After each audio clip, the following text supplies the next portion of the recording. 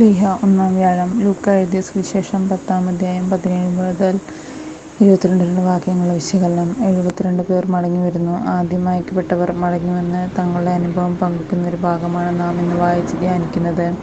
നാം ഓരോരുത്തരും അയക്കപ്പെട്ടവരാണ്. ശ്ലീഹാക്കാലത്തിന്റെ ചൈതന്യമാണത്. ഒരു വഴിക്ക് പോയ വഴിക്ക് പോകാനുള്ളവരല്ല നാം. പ്രളയകാലത്ത് അയക്കപ്പെട്ട കാക്ക പിന്നീട് തിരിച്ചു വന്നില്ല. പ്രാവാകട്ടെ നല്ല സന്ദേശവുമായി തിരിച്ചെത്തി.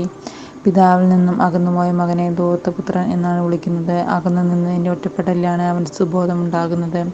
കൂടിച്ചേരാൻ തനിക്കൊരു കൂട്ടായ്മയുണ്ടെന്ന് അറിയുന്നിടത്ത് ദുഷ്ടശക്തികൾ ഇടിമിന്നൽ പോലെ തകർന്നു വീഴും. പിശാചുക്കളുടെ വീഴ്ച കണ്ടപ്പോൾ ആ കൂട്ടായ്മയിൽ എത്ര സന്തോഷമാണ് ഉണ്ടായിരുന്നത് എന്ന് ഇന്നത്തെ സുവിശേഷം പറയുന്നു. പക്ഷേ യേശു സാത്താന്റെ വീഴ്ചയ്ക്ക് ഒരു പുതിയ മാനം നൽകുന്നു. തോറ്റോടിയവൻ കൂടുതൽ ശക്തിയോടെ തിരിച്ചു വരാതിരിക്കാനുള്ള മന്ത്രമാണത്. നമ്മുടെ വിജയങ്ങളിൽ അതിരമിക്കരുത്. ലോകം മുഴുവൻ നിന്നെ പുകഴ്ത്തിയാലും എളിമയോടെ സ്വയം ചോദിക്കേണ്ട ഒരു ചോദ്യമുണ്ട്. എൻ്റെ വിജയത്തിൽ സ്വർഗം സന്തോഷിക്കുന്നുണ്ടോ? നിന്റെ നാമത്തിൽ ഞാൻ പ്രവചിക്കുകയും പിശാചുക്കളെ പുറത്താക്കുകയും നിരവധി അത്ഭുതങ്ങൾ പ്രവർത്തിക്കുകയും ചെയ്തിട്ടുണ്ട്. കർത്താവ് പറയും, നിങ്ങളെ ഞാൻ ഒരിക്കലും അറിഞ്ഞിട്ടില്ല. എന്നിൽ നിന്നും അകന്നു പോകുവിൻ. ദൈവത്തോട് ചേർന്ന് നിൽക്കാതെ സ്വന്തം കഴിവിൽ ഊറ്റം കൊള്ളുന്നവർ പതിരുപോലെ ചിതറിക്കപ്പെടും.